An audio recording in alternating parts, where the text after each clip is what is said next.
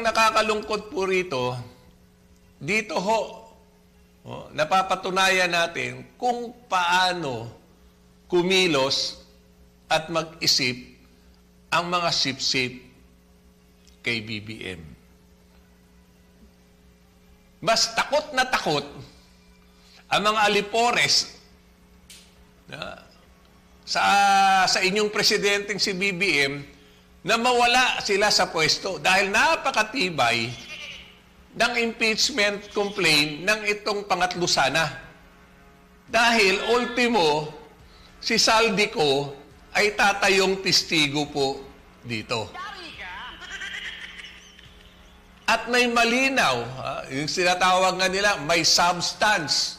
Meron bang katibayan, meron bang basihan, ang complaint ng third na ito, meron po.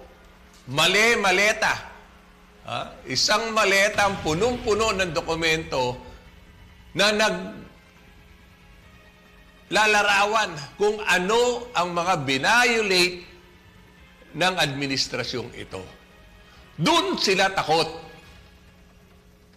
Doon takot na takot ang mga alipores o ang mga nakikilabang sa administrasyong ito.